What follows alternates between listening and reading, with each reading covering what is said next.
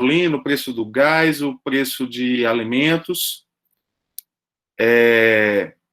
E no dia a dia a gente vivencia isso, né? Como é que eu pratico a economia no dia a dia? Eu pratico fazendo as contas, né, do que eu ganho e do que eu gasto por mês, com o meu consumo, né? E isso está dentro da nossa economia diária. Eu preciso economizar esse mês, porque mês que vem eu vou viajar, eu vou ter o aniversário do meu filho e eu preciso fazer uma festinha, e eu quero fazer uma festinha. Vou economizar porque eu vou comprar o presente da minha esposa, que é o nosso aniversário de casamento, entre outras questões. Então, no dia a dia a gente está praticando economia. E o Brasil e o mundo também vive de macroeconomia e a gente lida com isso diariamente, né? Mas como é que a economia se relaciona com a saúde? Vamos lá. Né? É óbvio que tudo que se coloca, todos os serviços de saúde que são públicos, e o Brasil é um dos poucos países do mundo que tem um sistema público e universal de saúde, isso custa dinheiro, né? Nós, no dia a dia, gastamos dinheiro com planos de saúde, com compra de medicamentos, e tem relação com isso. Não, a prática de consultório na área médica, ela talvez tenha menos implicações do que a prática da odontologia. Mas, mesmo assim, algumas áreas, eu imagino, que é necessário fazer de existir uma certa racionalidade a respeito dos gastos em relação ao serviço oferecido, né? Vamos supor que um cirurgião plástico, ele vai decidir, ele vai fazer um determinado tratamento estético e ele tem que decidir sobre a alternativa A ou B a respeito da intervenção que ele vai realizar com o seu paciente. Um oftalmologista vai fazer uma cirurgia de catarata, ele vai escolher o tipo de lente de cristalino que vai ser substituído no ato da cirurgia, ou vai também fazer escolhas sobre a técnica cirúrgica que ele vai utilizar, né? Vamos supor que você está trabalhando na sua rotina de dia a dia e surge um novo equipamento de diagnóstico, uma nova ferramenta de diagnóstico, e que você precisa decidir se deve incorporar ou não a sua prática clínica, mas essa ferramenta custa dinheiro, né? E sob que ponto de vista de custo-benefício isso vai valer a pena, né? Então, eu quero deixar desde já a mensagem, né, que a área de economia da saúde, ele serve tanto ao setor público quanto ao setor privado, né?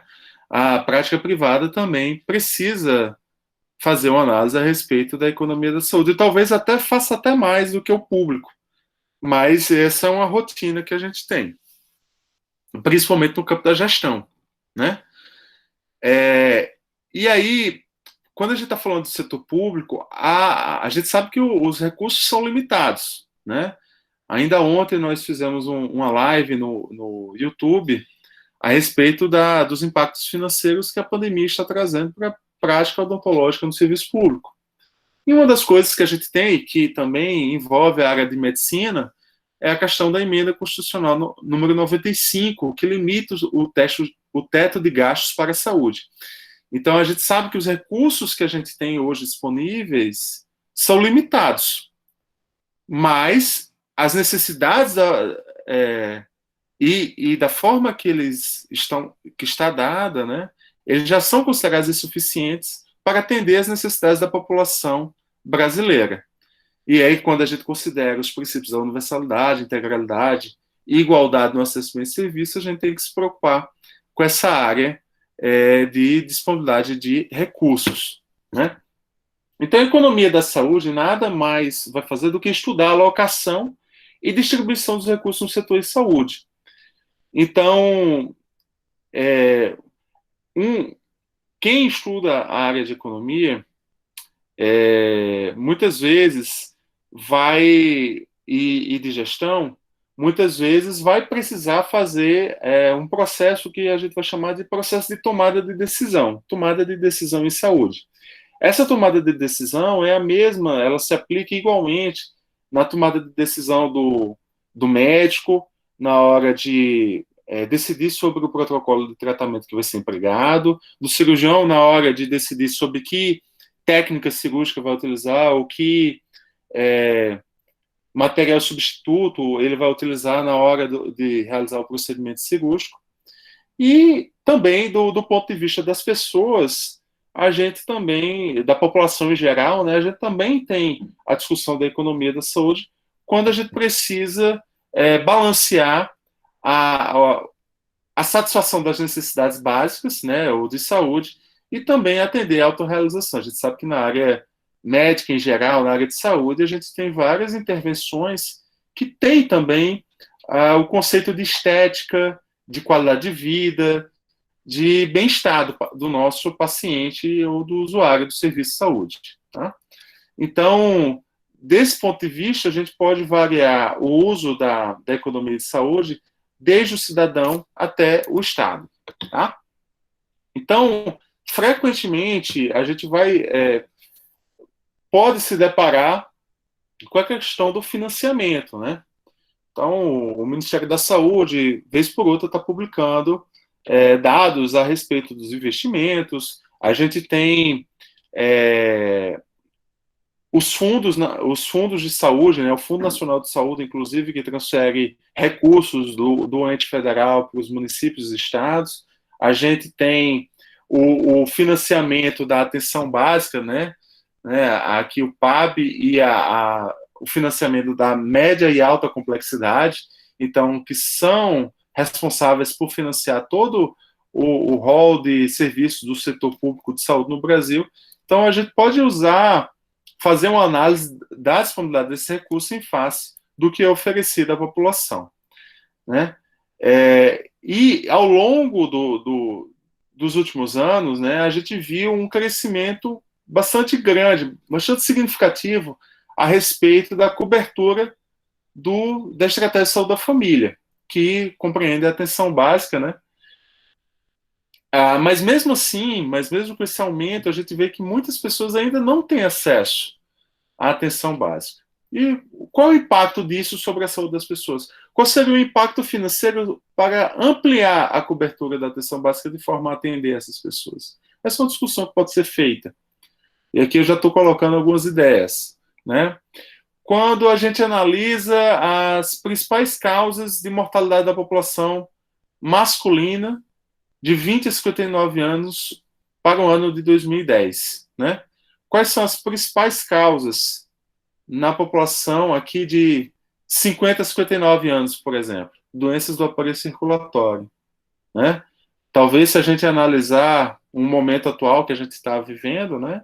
Aqui, certamente, a gente vai ter um incremento bem forte de doenças do aparelho respiratório, e isso vai impactar, por exemplo, na escolha estratégica do gestor de saúde em decidir pela compra de novos equipamentos ou não, né?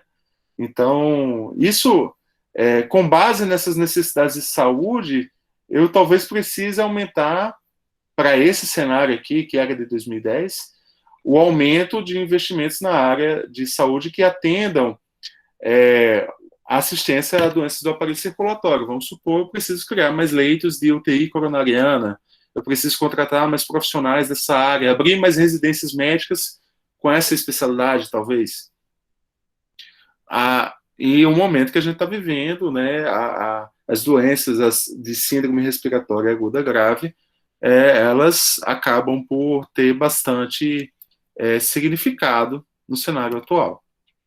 Então, a questão fundamental da economia de saúde é que as necessidades humanas, elas são ilimitadas. As pessoas sempre vão ficar doentes, sempre vão precisar de assistência à saúde.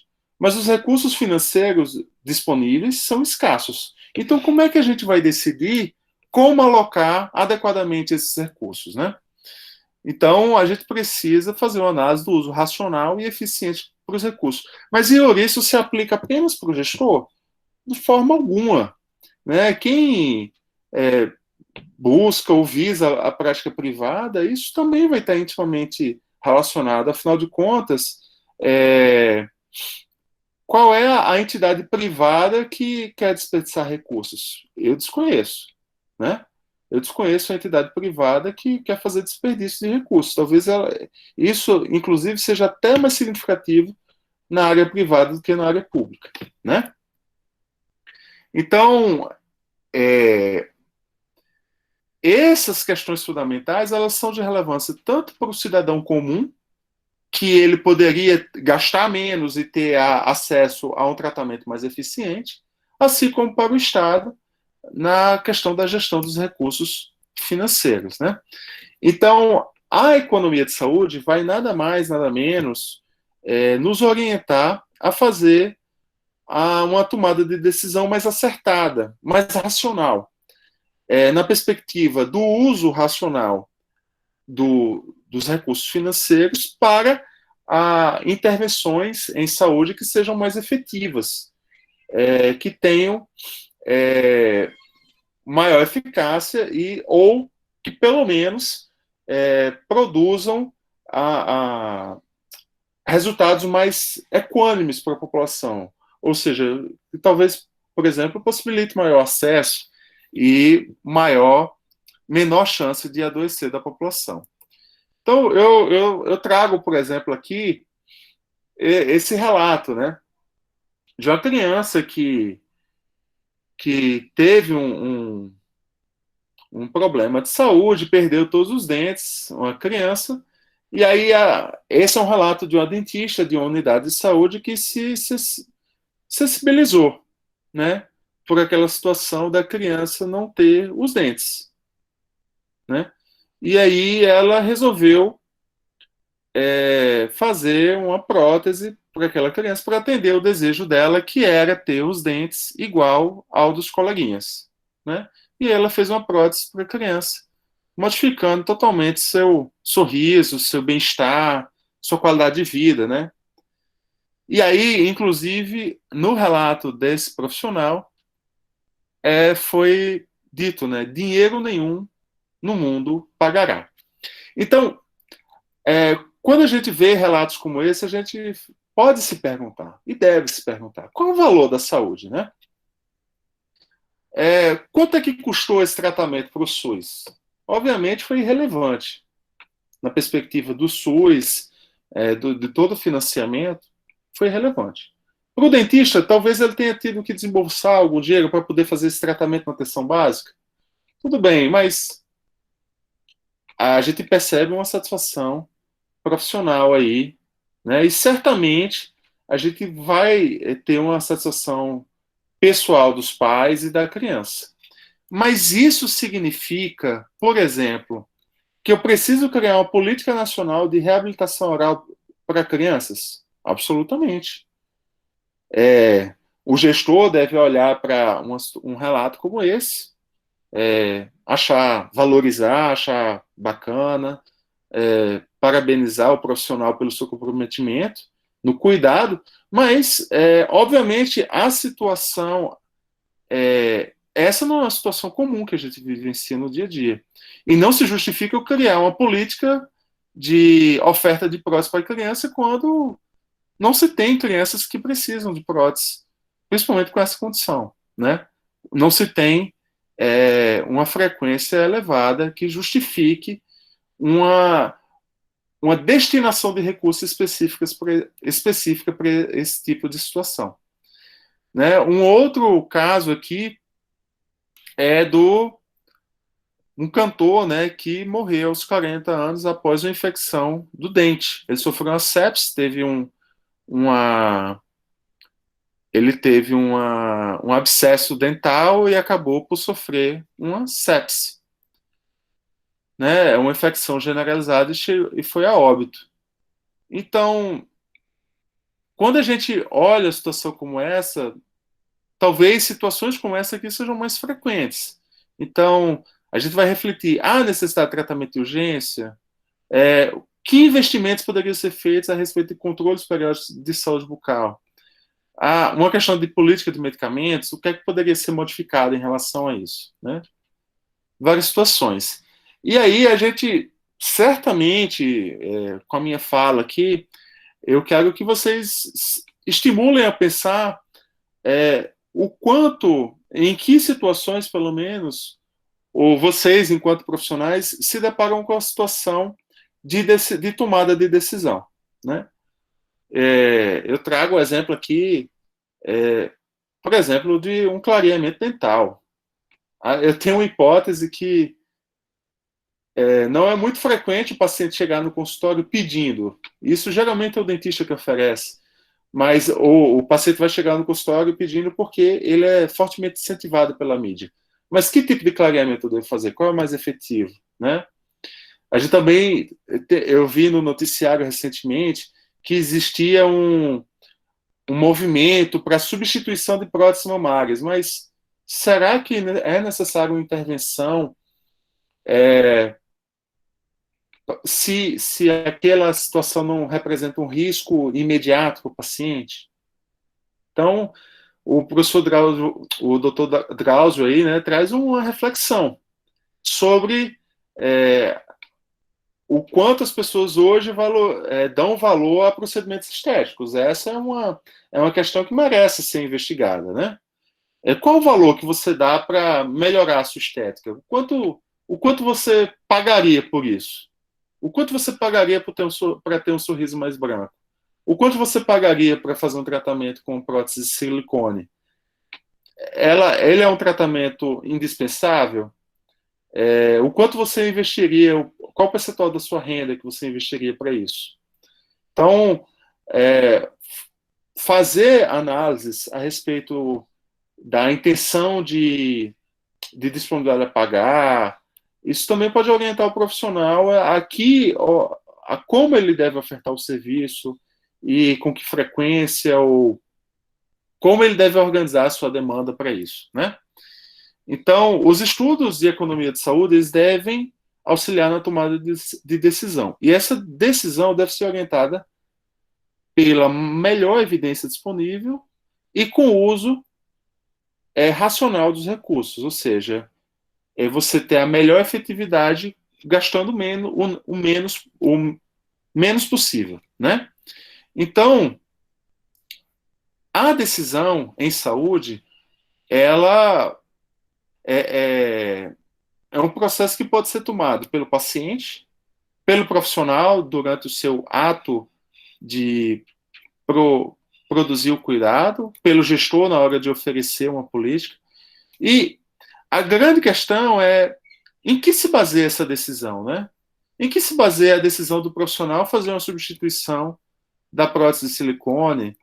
Em que se baseia a decisão do profissional utilizar a técnica A ou B para fazer um determinado procedimento médico? Como é que o profissional sabe se aquela decisão foi acertada? Né? Eu coloco para vocês um desafio, né? Acho que todo mundo passa por isso quando vai ao supermercado. Que creme dental escolher? Aquela que é mais recomendada pelos dentistas, ou que 9 em cada 10 dentistas recomendam, ou sei lá, qual outro slogan é utilizado. Mas eu, que sou dentista, enfrento esse dilema, inclusive. Imagina o cidadão comum quando ele vê um monte de opções. Né? Muitas vezes essa escolha pode ser orientada pelo preço. Às vezes vai ser uma escolha orientada por benefícios, né? Uma propaganda aqui, por exemplo, que esse é o dentifrício clareador, ou a propaganda que o dentifrício é o creme dental, é um creme dental que vai reduzir a acessibilidade dentária, né? Não vai fazer ou a propaganda que vai proteger os dentes por 12 horas. Então, em que se baseia essa decisão? Apenas para reflexão. Então, eu trouxe, né, também, imagino que talvez esse seja um dilema, né? Como escolher uma prótese auditiva do paciente? Além de considerar a própria opinião do paciente, obviamente. Mas Em que se baseia a decisão da escolha de uma alternativa ou outra? Né? Então, a prática clínica baseada em evidências, a medicina baseada em evidências, ela ela tem que ser baseada na melhor evidência disponível, né? Que é o que está publicado na literatura, dos estudos de melhor evidência, nas preferências do paciente e do profissional, né? O profissional tem que ter habilidade para tomar, para fazer aquele procedimento, e o paciente tem que estar disponível a aceitar o procedimento que está sendo proposto. E bem como o acesso a recursos, né? Essa ilustração aqui, né, a gente fala, hoje está numa era digital, inclusive de odontologia digital. Então, eu tenho acesso a esses recursos financeiros mais tecnológicos para fazer a tomada de decisão. Então, quem decide, né? Então, segundo a teoria da prática clínica baseada em evidência, a decisão clínica ela deve ser aquele ponto, aquela decisão que reúne esses quatro itens aqui: a melhor evidência, a experiência profissional, a preferência ou aceitabilidade do paciente e a disponibilidade de recursos. Não adianta você querer produzir o melhor tratamento da melhor evidência disponível na literatura se nem o paciente está disponível a isso, né? Nem há recursos financeiros ou tecnológicos disponíveis para realizar aquela intervenção. Então, as avaliações de tecnologias em saúde, elas consideram vários domínios, várias nuances que devem ser trabalhadas, né? Então, o que a gente vai conversar, o que a gente está conversando hoje aqui é sobre a questão clínica e econômica. Como balancear a decisão de efetividade, eficácia clínica para a decisão econômica, né? Então, existem vários modelos de avaliações econômicas disponíveis aí para estudo, né? Desde avaliações parciais, como eu quero saber qual o custo. Quanto custa fazer um transplante de medula óssea no Brasil? Né? Se for um transplante consanguíneo ou um transplante de outro indivíduo. Eu posso até demonstrar aqui que existem valores para vários procedimentos no Brasil, né? Valores que, por exemplo, estão na tabela do SUS. O quanto o SUS paga por uma internação hospitalar? Quanto é pago para um transplante de medula óssea, um tratamento antineoplásico, uma quimioterapia, quanto custa? A quimioterapia, eu sei de cabeça, R$ 1.300 por sessão. Uma sessão de radioterapia, quanto é que custa? Né? Então, assim como a questão do custo, pode ser avaliada a questão da efetividade, que nada mais é do que o benefício clínico. Né? É importante a gente diferenciar eficácia de efetividade e de eficiência. Né? A eficácia diz respeito à análise em uma situação extremamente controlada, seja laboratorial, né, ou num ensaio clínico de menor proporção, um ensaio clínico controlado com poucos indivíduos. Efetividade são as evidências de ensaios comunitários, dados reais, né, ensaios clínicos com muitas pessoas, né, ensaios clínicos populacionais, como, por exemplo, são os estudos com vacinas, né? A gente pode ainda ter outros parâmetros de efetividade, como anos de vida, o quanto aquela intervenção possibilitou ampliar os anos de vida do indivíduo, né? O quanto possibilitou os anos de vida ajustados pela qualidade, que nada mais é do que o Quality Adjusted Life Years, ou Disability Adjusted Life Years, que são os anos de vida ajustados por incapacidade. Quantos anos de vida aquela pessoa vai viver com incapacidade? Né? Qual o custo, qual é a chance de cura? Né? A análise de custo-efetividade nada mais é do que a razão do custo de determinada intervenção pela efetividade resultante daquela intervenção. Eu vou já mostrar alguns exemplos de como a gente vê o custo-efetividade, tá? E o custo-efetividade incremental é quando eu comparo duas intervenções. A intervenção A, por exemplo, com a intervenção B, que pode assumir custos diferentes e efetividades diferentes. Então, as avaliações de tecnologias de saúde, elas podem ser avaliações parciais, que nada mais são do que os estudos clínicos que são conduzidos. Os estudos de eficácia são os estudos em ambiente controlado, né? Os estudos in vitro, ou os ensaios clínicos randomizados em pequena proporção. E os estudos de efetividade são os ensaios comunitários. A gente poderia ter ainda os estudos de longevidade, ou survival analysis, e os estudos de qualidade de vida. O quanto a intervenção aumenta a qualidade de vida do indivíduo, do paciente, né? Qual o impacto da quimioterapia na qualidade de vida do paciente com câncer de mama, né? Qual o impacto da radioterapia? Tem diferença do impacto dessas duas intervenções na qualidade de vida? Tem diferença de custo das duas intervenções? Elas são igualmente efetivas? São perguntas que a gente coloca. E do mesmo jeito que a gente pode fazer análises de eficácia ou efetividade, avaliações parciais do ponto de vista clínico, a gente pode também fazer análise de custo. Quais são os custos diretos relacionados àquela intervenção? Ou seja, para eu fazer uma cirurgia de catarata utilizando a técnica convencional, quanto é que custa? Qual o custo direto? Qual o tempo clínico que eu levo?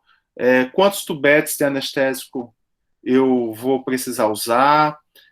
Quantas agulha, a lâmina de bisturi, quantidade de gás, sei lá, todos os insumos que eu vou utilizar, as luvas do profissional, todos os insumos que eu vou precisar usar para fazer aquela cirurgia com a técnica A, com a técnica convencional. E se eu quiser fazer com laser, qual é o custo direto implicado ali, né? Cirurgia de varizes, né? Eu vou fazer convencional ou vou fazer a laser? Qual o custo direto relacionado a cada uma das intervenções? Aí eu vou fazer o cálculo, eu vou mostrar alguns exemplos aqui. E em relação aos custos indiretos, né? Os custos indiretos são os dias perdidos pelo paciente, a hora clínica, né? Os custos intangíveis. Qual tratamento vai gerar menos dor para o paciente? A dor é um custo intangível. Qual o impacto orçamentário que determinada intervenção pode ter, né? Eu vou decidir que na minha clínica agora eu vou fazer só cirurgia laser. Qual o impacto orçamentário dessa decisão? Eu tenho que comprar o equipamento. Eu vou economizar a longo prazo? Em quanto tempo aquele investimento do equipamento ele vai se pagar? Né? Qual o impacto orçamentário daquela decisão? Qual a disponibilidade a pagar do meu paciente para determinado tipo de intervenção? Sabendo que se a intervenção A custa X, a intervenção B custa Y. Qual a disponibilidade a pagar do meu paciente? Qual o perfil do paciente que eu atendo e sua disponibilidade a pagar para eu poder, inclusive, também tomar a decisão, lembrando que a tomada de decisão baseada em evidência tem a ver com a disponibilidade de recursos. Então, esse é um outro item a se considerar, né? Então, as avaliações clínicas são avaliações de desfecho, eu não vou abordar isso, porque seria tema de outra aula, mas, basicamente, para os estudos de economia da saúde, a gente pode recorrer a estudos que já foram publicados na literatura, né? E aqui eu trago, talvez, não sei se é do conhecimento de todos, um exemplo dos níveis de evidência científica que a gente pode extrair da literatura, né? O nível mais alto de evidência, essa seria uma pirâmide de evidência, sendo que eu gosto mais do desenho dessa pirâmide, porque ela tem relação do tamanho da barrinha com o nível de evidência. Então, o que está no topo do melhor nível de evidência são as revisões sistemáticas e ensaios clínicos controlados e randomizados. As revisões sistemáticas, de uma forma geral, com meta-análise, são as que têm o melhor nível de evidência. E esse nível de evidência ele vai reduzindo na medida que eu vou tendo os estudos clínicos, os estudos observacionais e, finalmente, os relatos de casos ou opinião pessoal. Então, é claro que quando a gente... É inevitável, né, gente? Eu vou acabar comentando isso aqui, vou comentar logo. É uma situação que a gente viu bastante disseminada na mídia a respeito do uso da hidroxicloroquina e da cloroquina, né? Então, se eu tenho uma opinião pessoal ou relato de alguns casos, certamente isso tem menos evidência do que os ensaios clínicos randomizados que foram publicados nesse sentido, os estudos clínicos que estão sendo realizados nesse sentido, assim como as revisões sistemáticas desses ensaios clínicos que estão sendo conduzidos. Então, aqui, com base apenas nisso, talvez o profissional ele possa fazer a tomada de decisão, né? Não é porque o doutor fulano de tal recomenda o uso desse medicamento que eu preciso utilizar. Não é porque em alguns casos, 3, 4, 5, 10 casos isso deu certo, que vai dar certo para uma população geral e que por isso eu vou ter que fazer essa tomada de decisão, tá? Então é importante a gente ter clareza do que é esse nível de evidência que se fala, tá? E sobre as avaliações de tecnologias de saúde, gente, eu vou pedir licença só para acender, melhorar a luz aqui, tá?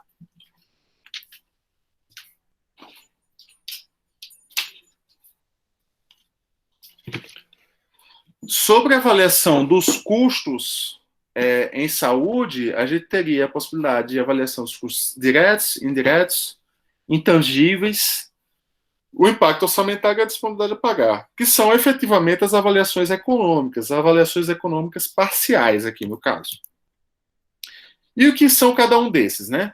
Então, os custos médicos diretos são os custos, como se fosse assim, o custo de produção daquele...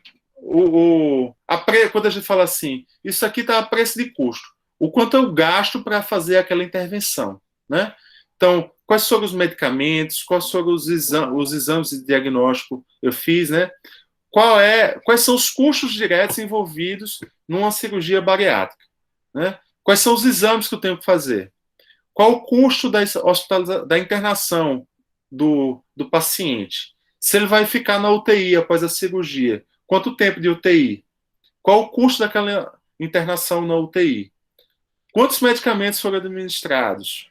Qual o custo da cirurgia, né? Efetivamente, da analgesia, da intervenção, do prolabore do profissional, né? Os custos diretos não médicos, né? Que a gente poderia fazer essa análise também. O quanto custa para o paciente se deslocar para a unidade de saúde? O pernoite de pacientes e família fora da cidade, né? Então, assim, por exemplo, se eu quero abrir eu sou de uma cidade do interior, eu estou me formando em medicina, eu tenho um sonho de abrir um hospital na minha cidade. Então, eu tenho que calcular, por exemplo, quais são os custos médicos diretos e os não médicos relacionados à abertura desse hospital, né? Estaria aqui nesse campo. Os custos indiretos são o quê? A perda de produtividade do paciente, porque ele ficou internado, a perda de produtividade de um acompanhante, perda de produtividade devido à mortalidade prematura do indivíduo. E os custos intangíveis são os custos relacionados à ansiedade, dor e sofrimento do paciente, fadiga do profissional. Isso aqui a gente não teria como mensurar, mas todos esses outros a gente poderia calcular qual é o custo direto ou indireto das intervenções. Tá? Então, a gente tanto pode fazer uma investigação epidemiológica, aplicar um questionário, quanto é que custa, quanto é que você teria disposição a pagar, a gente poderia consultar as folhas de orçamento de hospitais, licitações, consultar sistemas de informação, banco de preços, fazer painel de especialistas, que nada mais é do que uma consulta para especialista da área para saber quais são, por exemplo, os insumos necessários para a realização de um determinado procedimento cirúrgico, né? Então, eu trouxe aqui alguns exemplos e vou mostrar outros quando a gente finalizar essa apresentação. Então, por exemplo, aqui, esse artigo desse ano, tá? Preferências de pacientes com doenças não transmissíveis na atenção primária à saúde. Um experimento de escolha discreta em Wuhan, na China, né? Então, esse estudo, ele... Aqui foi o resumo do trabalho, né? Mas, basicamente, ele comparou o custo e o quanto os pacientes estavam dispostos a pagar por determinadas escolhas, né? Se ele queria um serviço geral, né, um atendimento generalista ou especializado.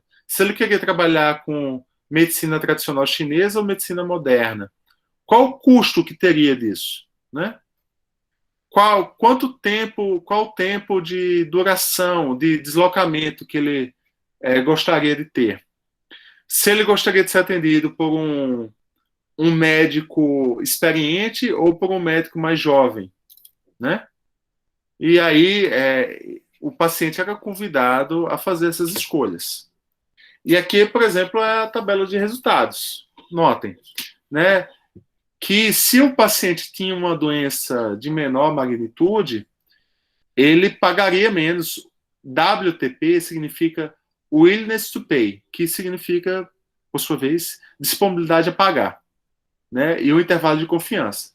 Então, se o paciente fosse atendido por um serviço generalista, ele teria menor disponibilidade a pagar, ele pagaria menos do que ele pagaria, por exemplo, por um serviço hospitalizado, especializado, que ele pagaria mais.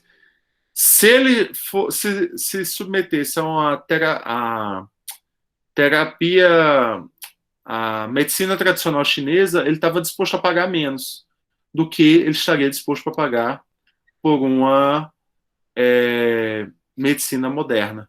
Ou se integrasse as duas, ele pagaria um pouco mais. Ele estava disposto a pagar mais para ter um menor tempo de deslocamento e disposto a pagar menos por um maior tempo de deslocamento. Disposto a pagar menos por um médico mais experiente do que por um médico mais jovem. E se ele tivesse uma doença mais severa, ele iria aqui escolher, por exemplo, um médico mais experiente, com tempo de deslocamento menor ainda, e com certeza escolheria a medicina moderna e o serviço especializado. Então, essa, por exemplo, é uma análise de disponibilidade a pagar do paciente, o quanto ele está disposto a pagar para ter acesso a determinado serviço. Então, isso pode também orientar o profissional a forma como ele vai organizar o seu trabalho, né, o seu dia a dia, e serve também para o gestor identificar como é que a disponibilidade desse serviço deveria se organizar, né? Outro tipo de análise é a análise do impacto orçamentário, que trabalha, por exemplo, as consequências financeiras advindas da adoção de uma nova tecnologia em saúde dentro de um determinado cenário com recursos limitados, né? Então, essa análise de impacto orçamentário, ela serve para complementar, por exemplo, a análise de custo-efetividade, que eu já vou mostrar a seguir, mas, por exemplo, a análise de custo-efetividade pode demonstrar que uma tecnologia ela é mais efetiva, ela funciona melhor, mas ela custa mais. E vamos supor que eu quero adotar, ainda assim, essa tecnologia, porque ela funciona melhor, mas ela vai custar mais. Então, o impacto orçamentário, ele vai me ajudar a dizer assim, o quanto é que custa, então, adotar essa tecnologia? Então, vamos lá. Eu queria compartilhar com vocês esse trabalho que a gente fez recentemente, que seria o impacto econômico das novas recomendações de biossegurança na prática clínica odontológica durante a pandemia de Covid-19. Então, a gente fez uma análise apenas dos itens de biossegurança relacionados à prática clínica, né? Então, antes da pandemia, o custo de um par de luvas e a máscara, o gorro, as barreiras de proteção física do consultório, elas custavam 84 centavos para o paciente. As novas recomendações de biossegurança que a pandemia colocou para a gente necessita, por exemplo, o uso da N95, a aquisição de face shield, outros tipos de barreira física, um avental especial. Então, isso vai aumentar os custos. Isso aqui, por exemplo, se aplica também aos custos médicos na UTI, né? Qual era a prática profissional antes da pandemia? E agora? Quais são os equipamentos de proteção individual que os profissionais têm que usar? Pelo menos a odontologia, isso provocou um aumento de R$16 por paciente. O custo anual passou de 3 mil para 32 mil reais, né? Então, basicamente, esse trabalho foi feito uma análise do quanto é que gasta numa rotina de atendimento por dia, né? E aqui, ó, a gente elaborou o custo total por dia, por turno de atendimento, por paciente e por ano. E fez uma análise de acessibilidade, variando esse custo para menos ou para mais. O mesmo aqui, agora incorporando as novas recomendações de biossegurança, né? E aí você tendo também um dimensionamento do preço, sabendo que o preço, por exemplo, de máscara subiu muito e tende a reduzir com o passar do tempo, mas a gente teve um incremento bem forte e pode ser que esse preço desses materiais varie. Então, essa seria o comparativo aqui, ó, né? Então, isso aqui certamente tem um impacto financeiro para a prática profissional. Para o hospital, vai ter maior custo, né? As internações vão ter maior custo. O plano de saúde vai estar pagando mesmo para o hospital. O SUS vai estar pagando, vai estar repassando a mesma quantidade de recursos para o hospital. Como é que o gestor vai trabalhar, equilibrar o uso racional dos custos do orçamento do hospital, né? Então, outro exemplo aqui essa técnica que eu acabei de descrever foi o microcusteio. Esse artigo agora que eu vou apresentar é um artigo que fala de macrocusteio. Nesse exemplo, a gente estudou o impacto orçamentário da reabilitação com dentaduras completas no estado de São Paulo, né? O quanto custaria para o governo ampliar a oferta de dentadura para a população, visto que tem muitas pessoas acima de 50 anos que não têm acesso a dentaduras completas. Então, a gente fez um macro custeio, consultando esse sistema de informação aqui, ó, o SIGTAP. O SIGTAP é o Sistema de Informação e Gerenciamento de Órteses, Próteses e Tratamentos no SUS. Eu vou mostrar já já o print da página do SIGTAP. Então, quanto é que custa? Então, lá tem dizendo quanto é que custa uma radiografia panorâmica, que é o exame de diagnóstico, e uma dentadura completa. Ao final, esse tratamento custa R$159. O quanto custaria aumentar em 30% a oferta de próteses totais até 2022, considerando o cenário de referência, né, que é o cálculo, que eu teria um aumento de 135 mil dentaduras no estado. Custaria R$6 milhões. E variando isso do cenário mais pessimista, ou seja, que há um aumento dos custos, e o cenário mais otimista, que há uma redução dos custos. Quanto é que varia o custo dessa intervenção? Tá? Então, esse é a plataforma do SIGTAP, Sistema de Gerenciamento de Tabela de Procedimentos, Medicamentos e OPM do SUS. Então, lá a gente consegue investigar o preço de qualquer tipo de tratamento que é ofertado no âmbito do Sistema Único de Saúde. Então, aqui, por exemplo, alguns tratamentos do campo da odontologia. Se vocês tiverem interesse aqui ao final da palestra, eu posso abrir apenas para demonstrar o quanto custa, por exemplo, uma, um transplante, porque ele dá, inclusive, faz a descrição detalhada, o que é que significa aquilo, um transplante, o quanto é que é repassado para o hospital, o quanto que é repassado para o ambulatório, se for um serviço ambulatorial. Então, é, é um, é uma plataforma bem interessante de ser analisada, tá? O SIGTAP. Uma outra forma da gente fazer o microcusteio, ou seja, daquele artigo lá que eu mostrei do preço dos EPIs, né? Esse aqui, como é que eu consultei o preço das luvas, por exemplo, e da máscara descartável, do óculos de proteção individual e do face shield, do protetor facial? Como é que a gente faz a consulta desses itens? Existe uma plataforma chamada Painel de Preços do Ministério da Economia. Aqui reúne todas as compras realizadas pelos órgãos públicos do Brasil. Então, a gente pode consultar, por exemplo, eu poderia colocar aqui máscara cirúrgica descartável. E aí eu ver todos os entes públicos, eu poderia colocar aqui respirador mecânico e ver o quanto que custou todos os órgãos públicos que fizeram a compra desses itens, o quanto que custou e a partir desses valores fazer a minha análise de custos, tá? Então, aqui no exemplo eu coloquei implante odontológico. No período aqui, eu acho que era o ano de...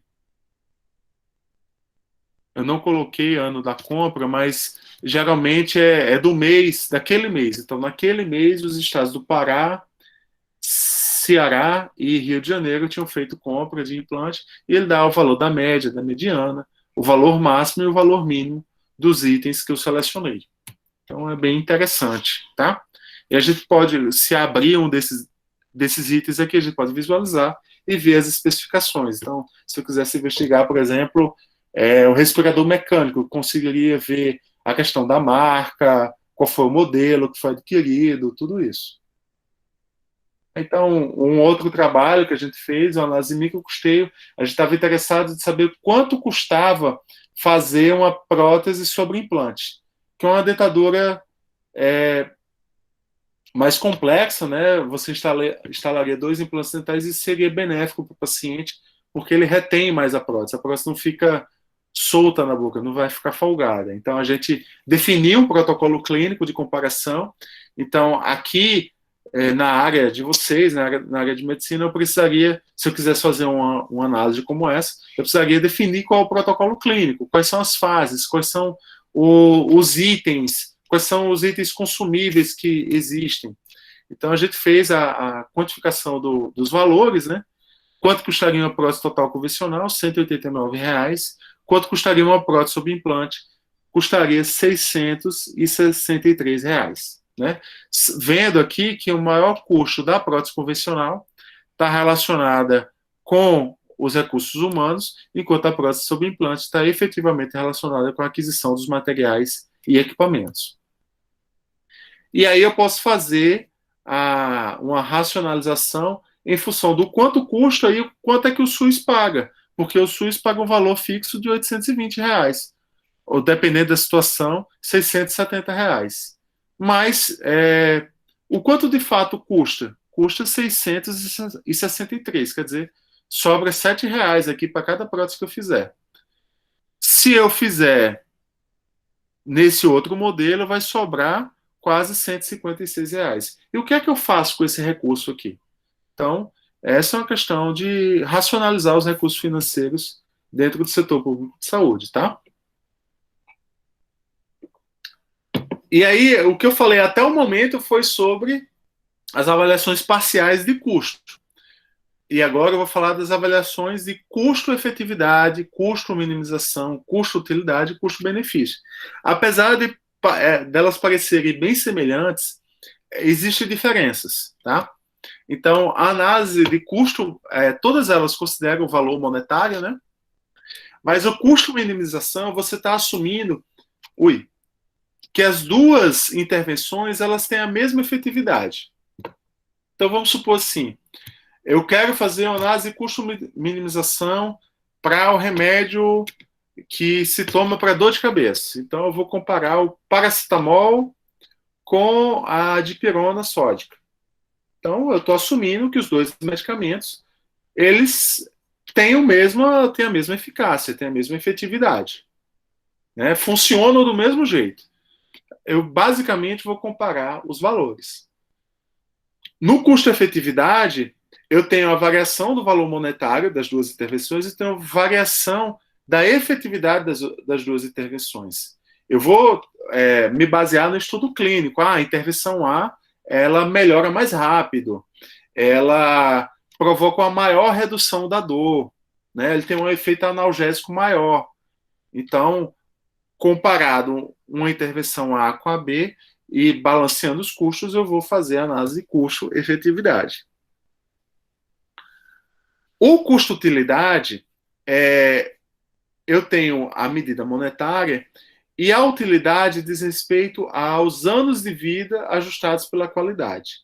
Talvez vocês não tenham muita intimidade com esse aspecto aqui, mas existem vários estudos que analisam qual é o efeito de uma doença nos anos de vida ajustados pela qualidade, que diz respeito a quantos anos a pessoa vai viver com qualidade. Se eu tratar esse indivíduo, eu vou aumentar os anos de vida ajustados pela qualidade, eu vou aumentar os anos de vida ajustados pela incapacidade, que seria o disability, né? E o custo-benefício, eu vou converter a efetividade em um valor monetário, tá? Vou explorar cada um deles aqui. Então, o modelo econômico a gente tem que considerar sempre que se trata de uma aproximação da realidade para ajudar o profissional de saúde, o paciente, o gestor a fazer uma tomada de decisão.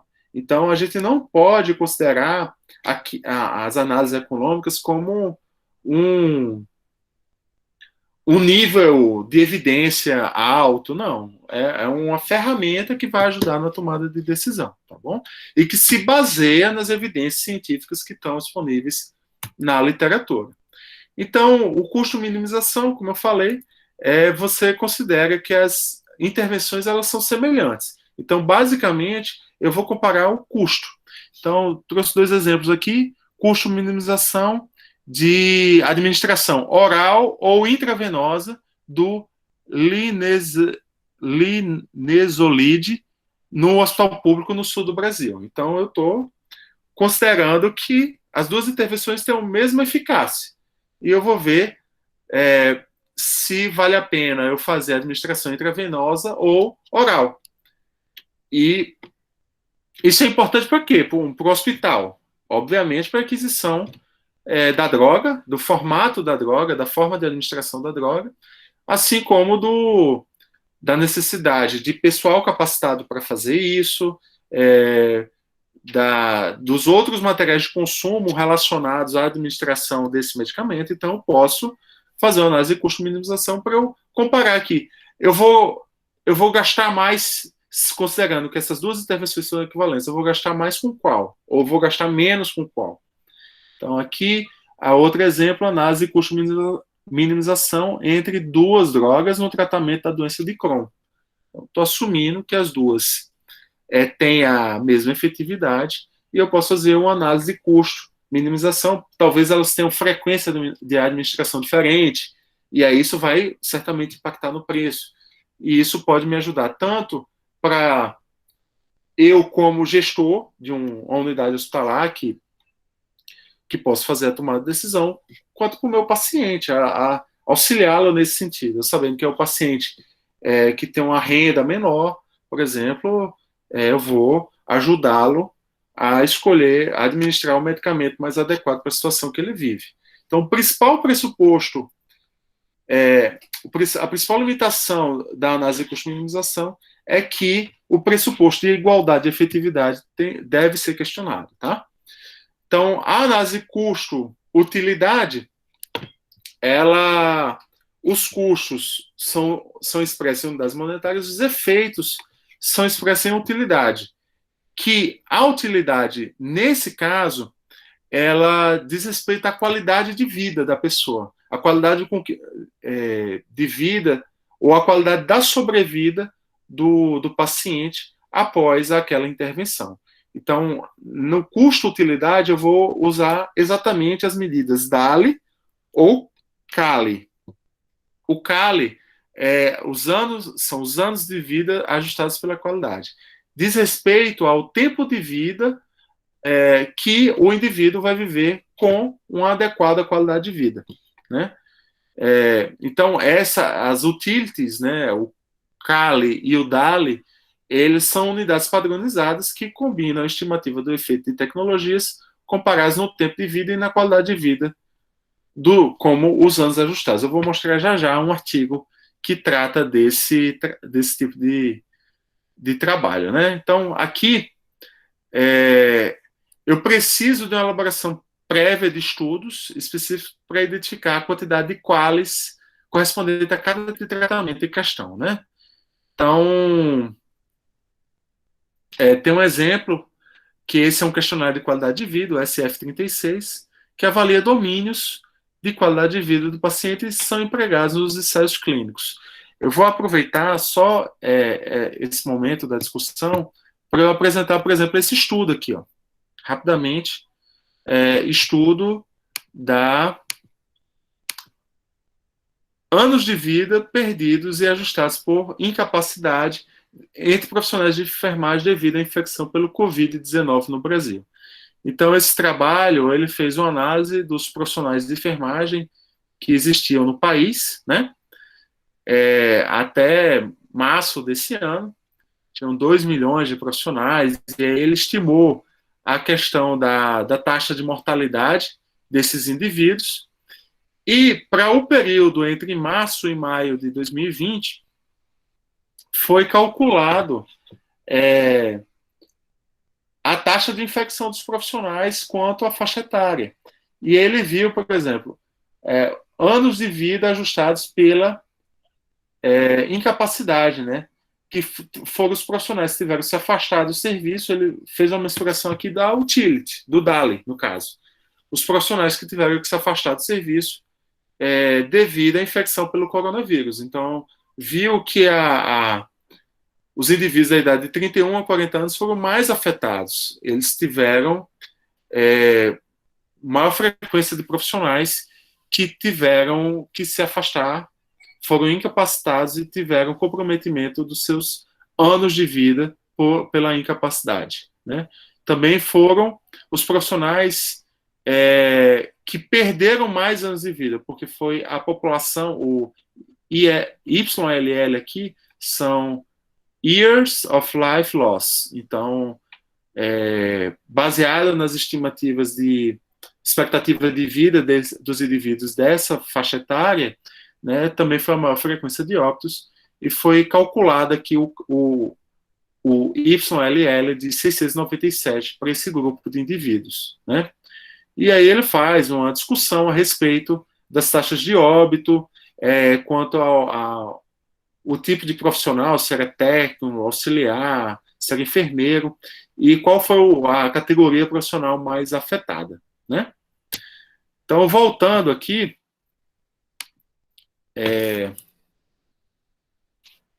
eu poderia fazer um estudo, né, que eu perguntaria qual é a forma mais custo-efetiva para proporcionar a melhor e mais longa sobrevida do paciente.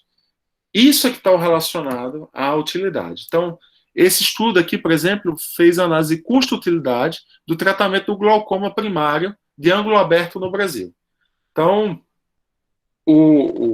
esse estudo calculou a razão de custo-utilidade incremental, ou seja, ele comparou 2 tratamentos, né, e comparou o custo e a utilidade, e fez a diferença entre eles e calculou a razão de custo-utilidade. Ou seja, o custo de cada CALI obtido foi de 2.800 para o tratamento A para o tratamento com laser e de 3.400 para o tratamento clínico. E ele comparou as duas intervenções quanto ao custo e à utilidade. Então, aqui, ó, o valor da utilidade do glaucoma inicial, do glaucoma moderado e do glaucoma avançado, né? Então, se você tem, e a cegueira, né? Então, aqui seria, nesse caso, os anos de vida ajustados pela qualidade. De quem é cego é menor do que quem tem glaucoma avançado, que é menor do que quem tem glaucoma inicial, né? E ele usou uma referência aqui para fazer essa análise. Então, e aí ele fez também uma racionalidade em razão dos custos e do CALI nesse caso, tá? Uma outra análise que pode ser assumida é a análise de custo-benefício, né? É uma avaliação econômica completa das tecnologias no âmbito de saúde, considera tanto os custos da tecnologia quanto a efetividade. Então, ele permite analisar o quanto a sociedade está disposta a pagar pelos benefícios de programas ou políticas de saúde. Desculpa. Não, é isso mesmo. E tem por objetivo mostrar a relação entre os custos totais de cada programa e os benefícios e direitos gerados. Então, a análise custo-benefício, ela vai perguntar, por exemplo, se é socialmente rentável investir no projeto X, ou se os dados do projeto X e Y, qual é mais rentável socialmente. Um exemplo que eu daria aqui, por exemplo, qual é o custo envolvido na remoção dos redutores eletrônicos de velocidade nas estradas, né? A gente tem um custo humano aí, que são as vidas que foram, entre aspas, economizadas, foram mantidas na medida em que você teve uma redução da mortalidade das estradas, quando você tinha as lombadas eletrônicas, e teve o custo da implantação dessa lombada. Ao mesmo tempo que você desativa isso, qual é o custo-benefício social, né? É um exemplo. As análises de custo-benefício, elas têm uma limitação que é como é que você vai valorar a saúde, atribuir valores econômicos para isso, né? Então, mas cada estudo consegue fazer, né? Então, aqui, quanto vale em termos monetários salvar uma vida? Mas será que esse termo monetário é suficiente para a vida?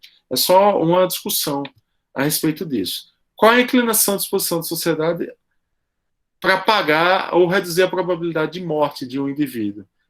A vida de uma pessoa idosa vale tanto quanto a vida de uma criança? Então, essas são algumas críticas da análise de custo-benefício, mas que podem ser comparadas aqui nesse caso. A análise de custo-efetividade, por fim, talvez seja mais amplamente utilizada. Ela compara os custos de intervenções diferentes quanto os seus efeitos mensurados de forma clínica epidemiológica, né? Então, a gente vai comparar duas ou mais estratégias, eu vou apresentar alguns exemplos para vocês aqui, e a escolha da melhor estratégia para atingir um determinado objetivo. Então, você vai comparar se a droga A ou B funciona mais ou melhor, ela custa mais ou menos, tá? Então, nas análises de custo-efetividade, você pode fazer a racionalidade em relação ao custo e efetividade. Então, eu posso aceitar que uma droga custe mais, contanto que ela funcione mais, né? Eu não posso aceitar que uma droga funcione menos e custe mais. Por exemplo, aqui, se eu quiser comparar as intervenções A e D, a droga A, ela custa menos, né? Nessa linha aqui, nesse eixo, ela custa menos que a droga D. E funciona mais. Então, do ponto de vista de tomada de decisão, certamente eu escolheria a droga A. Mas se eu for comparar a droga A com B, a droga B funciona mais e custa bem menos. Então, aqui a droga B seria a droga de escolha, né? O tratamento de escolha. Então, a análise de custo-efetividade permite uma decisão racional em função do custo e da efetividade, tá? Então, a gente pode pontuar as intervenções nesses quadrantes E a tomada de decisão deve obedecer esse limiar. O limiar de que eu aceito gastar mais, contanto que eu tenha mais efetividade, e gastar menos, e aceito menos efetividade, contanto que eu vá gastar menos. Tá? Então, esse seria o cenário. Que aí isso vai resultar na curva de aceitabilidade. Eu já vou mostrar um exemplo. Então, esse trabalho, por exemplo, ele faz uma análise de custo-efetividade do uso do sistema de comunicação e arquivamento de imagem em mamografias digitais, né? Então, seria o caso de usar o sistema de arquivamento digital ou usar o filme, né? Que poderia ser guardado por até 40 anos. Então, o custo do uso do filme é muito maior e tem efetividade muito menor, porque eu posso ter perdas, do que o arquivamento digital. Então, a tomada de decisão correta aqui seria pelo arquivamento digital. Né? A outra medida aqui, um outro exemplo, imagina que eu tenho um custo tal de R$ 37, da intervenção A custa R$ 37, a intervenção B custa R$ 12. A expectativa de vida da intervenção A é de 29,99 anos, da intervenção B, 29,98 anos. Então, na intervenção A, eu vou gastar mais para cada ano de vida, enquanto na intervenção B, cada ano de vida a mais que eu vou ganhar para o paciente vai custar só 46 centavos comparado ao R$ 1,23 da intervenção A. Então, a tomada de decisão aqui fica bem claro qual deve ser utilizado. Né? A crítica que pode ter das análises de custo-efetividade é que eu posso me deparar com uma alternativa que tem uma efetividade muito maior e custa muito mais. E qual o limite que eu posso assumir como efetivo? O quanto mais eu posso investir, ou meu paciente vai poder investir, ou meu serviço de saúde vai poder investir para que eu alcance mais efetividade. Então, essa é uma discussão que é feita sobre as análises de custo de efetividade. Então, quando a gente fala dos limiares de custo-efetividade, a gente tem que não há consenso sobre o uso de limiar do custo-efetividade, já estou concluindo. Eu não posso considerar apenas o limiar de custo-efetividade para tomada de decisão, e além do custo-efetividade, eu devo considerar a capacidade de fornecimento, os meus recursos disponíveis para isso, o impacto orçamentário daquela intervenção, a questão da equidade, o quão justo eu vou ser com os indivíduos, eu vou gastar mais, mas eu posso estar limitando o acesso das pessoas àquela mesma intervenção. Qual a viabilidade clínica ou financeira para realizar aquela intervenção? Então, considerar os critérios para o contexto local onde ela deve ser aplicada. E as análises de custo-efetividade, elas podem assumir tanto uma análise mais estática, como a árvore de decisão, ou fazer uma corte hipotética. Então, eu trago um exemplo aqui, né? Essa árvore de decisão nada mais é um esquema da gente ilustrar graficamente como é que pode ser feitas essas comparações, né? Então, por exemplo, aqui, eu vou avaliar um novo tratamento.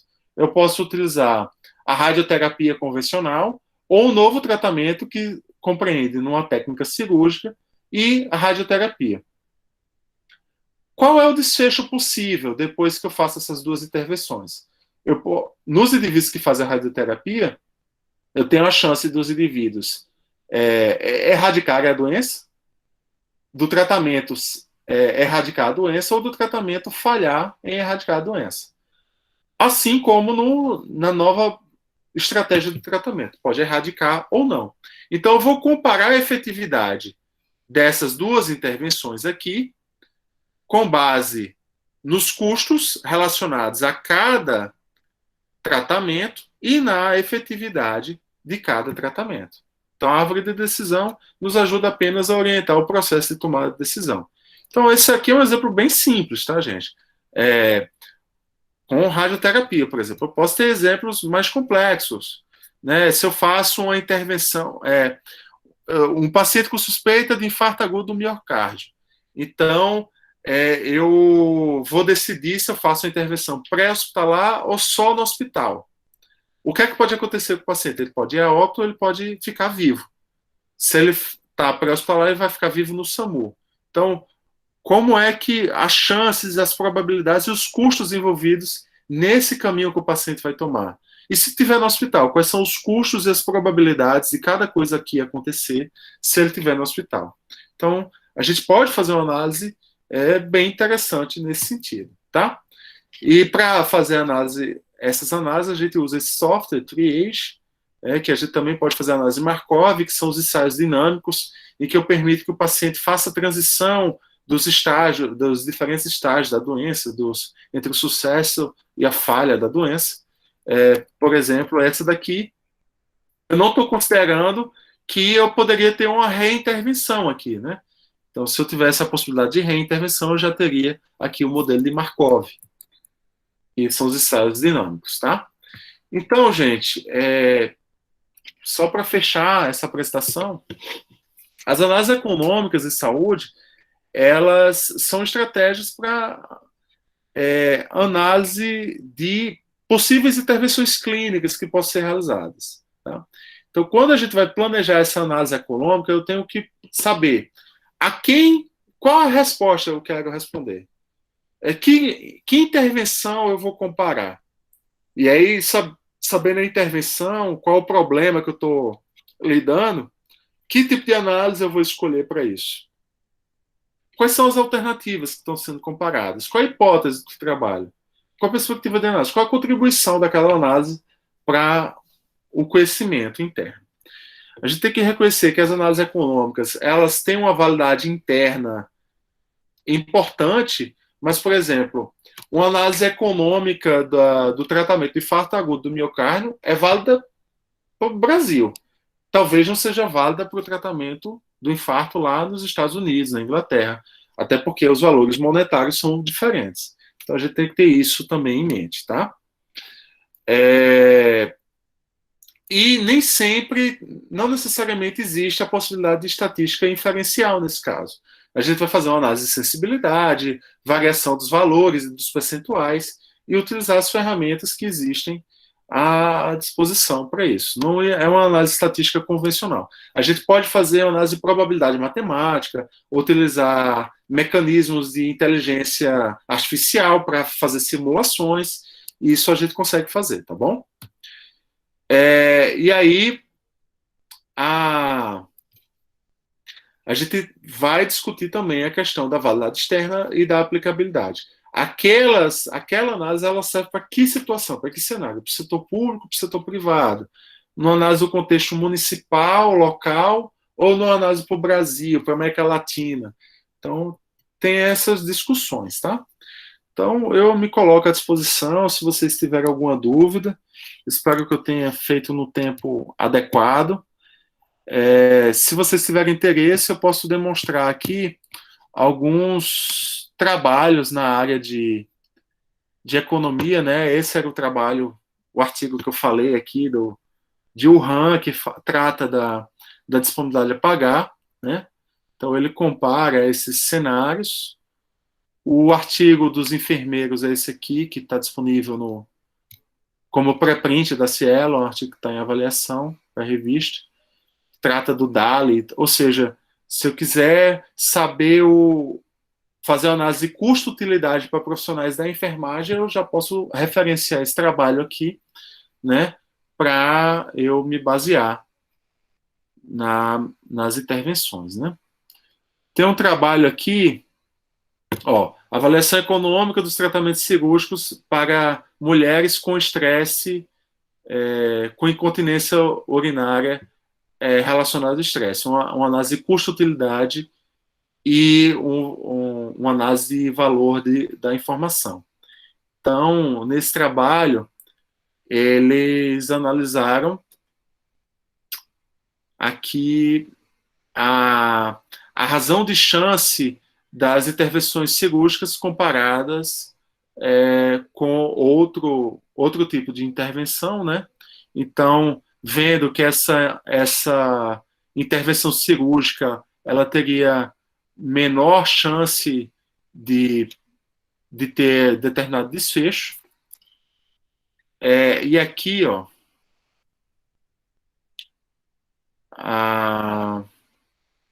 as chances de cura após a intervenção A em relação à intervenção B. E aqui ele tem a questão dos custos. Foram estimados os custos após um ano, estimado o CALI. Então, foram comparadas diferentes estratégias, né? E as estratégias que resultaram na menor efetividade, elas foram consideradas dominadas. Dominado quer dizer que assim que eu não deveria mais empregar essa tecnologia, tá? Então, aqui eu tenho comparação. Obviamente, eu tentei buscar exemplos da área de medicina, isso não é minha área, então eu não consigo dizer assim claramente o que é cada uma dessas intervenções, mas eu sei interpretar que essas talvez fossem as intervenções de escolha comparado à intervenção cirúrgica de incisão simples, tá? Que custaria 1.800 libras, comparada a essa daqui que custaria 2.900 libras, ou seja, teria um custo adicional de 1.100 libras. E eu teria uma melhoria da qualidade de vida desse paciente nesse nível aqui, que comparado com a intervenção convencional, aumenta só um pouquinho. Então, o custo incremental, o custo para aumentar esses 0,02 aqui é bem alto, né? Então, basicamente, esse trabalho está mostrando que a técnica convencional parece ser a mais adequada ainda. Tá? Esse outro, análise de custo-utilidade do tratamento antibiótico com pacientes com dor crônica na lombar, né? E alguma mudança de Modic, né? Resultados de um estudo randomizado, controlado, placebo controlado na Noruega. Então, eles fizeram análise de custo e do custo, né? Eles pegaram da literatura, talvez não. Não. Foram o custo das intervenções e compararam aqui com a efetividade dessas intervenções, né? Pegou a efetividade das intervenções e aqui foi feita a análise de custo-utilidade. Tá? Então, quem tiver interesse, né, eu posso jogar o link aqui desses artigos. São artigos de acesso aberto, então vocês podem abrir aí. Eu posso jogar aqui no chat. E aqui, ó, prevenção de obesidade, uma análise de custo-efetividade, né, de uma política de prevenção da obesidade na Austrália. Então, comparou duas intervenções e fez análise do ICER. Né? O ICER é o razão de custo ou efetividade incremental. Você compara o custo da intervenção nova com o custo da intervenção antiga e vê qual foi o aumento de efetividade também que você obteve. Então, eu não sei se ele vai ter o gráfico aqui. Vamos ver, vamos ver. Eu acho que não tem um gráfico de custo-efetividade nesse, mas tinha num aqui que eu vi. Aqui, ó. Esse aqui fez uma análise de custo-efetividade também. Cadê, gente? Não foi esse, será? Aqui, ó. Essa aqui é da curva de aceitabilidade, ó. Então vocês veem que dependendo do quanto eu estou disposto a pagar, uma intervenção ou outra ela pode ser escolhida, né? Então, na medida que você paga a partir desse valor aqui, esse roxinho aqui fica melhor, mas o roxinho já é melhor desde o início. Então, você permite a comparação de intervenções. Esse OARC, ele teria uma efetividade boa, mas ainda menor do que os outros, tá? Então, aqui também comparando com o QALY e os anos. Gente, eu estou à disposição, se vocês tiverem alguma pergunta, alguma, algum comentário, fiquem à vontade aí para falar. Se o monitor aí quiser também transmitir alguma pergunta do chat, fica à vontade, viu? Certo. Professor, por enquanto o pessoal só está elogiando a aula. A gente Oh, obrigado, agradece gente. o tempo disponibilizado pelo senhor. Foi realmente uma ótima palestra, bastante esclarecedora para a gente, né? E a gente convida para uma próxima, né? Quando tiver, já está convidada. Não, com certeza, eu vou ter o maior prazer, viu, gente? Eu também tentei condensar assim para para fazer uma apresentação assim dentro de 1 hora e meia para que a gente pudesse abrir para perguntas e tudo mais. Mas Uhum. no segundo momento a gente também pode ver assim exemplos específicos, se vocês quiserem. A gente pode até fazer alguma simulação de análise, buscando dados da literatura e fazendo essa análise, eu posso demonstrar como é que é. Mas é bem tranquilo. Eu acho que a parte de economia e saúde tem que ser encarada como uma ferramenta nova a ser utilizada e, assim, principalmente quando a gente fala do uso racional de recursos, ela merece ser investigada com maior clareza. Eu queria só demonstrar aqui o SIGTAP para vocês rapidinho, já que enquanto a gente vê aí se alguém se motiva para fazer pergunta, eu vou abrir aqui o SIGTAP só para vocês darem uma olhadinha. Ó, o SIGTAP é esse sistema de formação aqui do SUS, né? Então, oh meu Deus, não acredito. Ele era para estar aberto ali. SIGTAP. Ah, aqui, ó. Então, eu posso pesquisar por procedimento. Vamos supor que eu quero um procedimento de transplante, que eu falei na aula. Transplante coleta para fins de doação de órgão. E eu quero. Não, coleta não. Eu quero. Coleta de exame não. Eu quero ação de doação de órgãos para transplante. Ele tá travando aqui.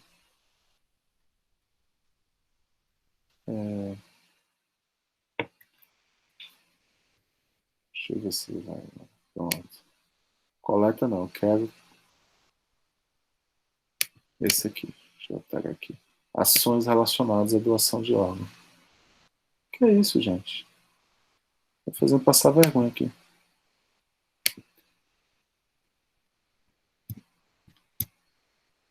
Deixa eu trocar aqui. Procedimento clínico. Procedimento clínico. Tratamento em oncologia, por exemplo. Vamos lá. Radioterapia. Então, eu posso ter aqui. Deixa eu ver. Meu Deus, esse negócio tá bichado aqui. É porque esse procedimento, ó. Eu quero a radioterapia de pele, para eu ver aqui quanto é. Pronto. Tá, aqui, ó. Tá me dizendo que esse é um serviço ambulatorial, custa R$ 2.300. Pode ser aplicado para pacientes de 0 até 130 anos. Pode ser feito 2 procedimentos por paciente. Tá? E aí consiste na teleterapia ou braquiterapia do câncer de pele por localização. Não inclui radiação da cadeia de drenagem linfática regional. Então, se eu quiser comparar intervenções clínicas, essa tabela aqui nos ajuda bastante. Tá, me parece que tem uma certa instabilidade aqui, mas da plataforma, mas eu acho que é bem interessante de se utilizar, tá, gente? É só para vocês conhecerem. Professor, Fala, querido. o Igor está perguntando aqui que ele gostaria de saber das oportunidades de um médico trabalhar com a auditoria. Se seria viável aliar a auditoria e o exercício profissional como médico. Sem dúvida, não vejo por que não. Agora, sim, é claro que você não vai poder fazer auditoria no espaço de atuação que você atua, né? Vamos supor que você trabalha no hospital X e você pode ter uma empresa de auditoria, você só não pode trabalhar, você só não pode, a sua empresa só não vai poder fazer auditoria naquele hospital lá em que você trabalha, né? Porque aí vai ter uma questão de conflito de interesse. Mas é super possível. Existe e tem outra coisa também, gente. Existe uma rede brasileira de avaliação de tecnologias em saúde, a Rebrates. Para quem tiver interesse, existem várias diretrizes da Rebrates que elas são utilizadas no dia a dia.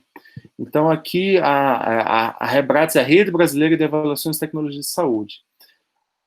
Um dos passos para a incorporação de um novo tratamento e da incorporação de um novo medicamento no SUS ou de uma autorização da Anvisa é passar pela Rebrates. A Anvisa rotineiramente solicita, eu estou falando aqui, projetando, não? Achando que estava projetando, não estava. A Anvisa, aqui é a Rebrates, ó. A Anvisa rotineiramente solicita da Rebrates um parecer técnico-científico para a incorporação de novas tecnologias. E isso que o Igor está sugerindo, deixa eu abrir aqui uma diretriz metodológica para esse aspecto específico. Elaboração do parecer técnico-científico. O parecer técnico-científico, o PTC, ele é um sistema que pode ser frequentemente utilizado por hospitais, secretarias de saúde, órgãos reguladores, auditorias, né? O sistema de auditoria ele pode elaborar um parecer técnico-científico que diz respeito, por exemplo, eu devo incorporar ou não uma determinada tecnologia no meu serviço de saúde. Então, eu posso elaborar um parecer técnico-científico que vai orientar ou não a incorporação dessa tecnologia. Então, aqui, esse guia, ele diz o que ele vai tratar, o que é um parecer técnico-científico, quais são os passos para elaborar um parecer, o que é que deve constituir do parecer técnico-científico. Então, eu sugiro que vocês explorem só digitar Rebrates no Google e vai gerar aqui. Ele também vai disponibilizar, por exemplo, ó, isso aqui é um diretriz metodológica para a elaboração de revisões temáticas. Diretrizes metodológicas do HTAI. Então, tem outras. A elaboração do parecer técnico-científico.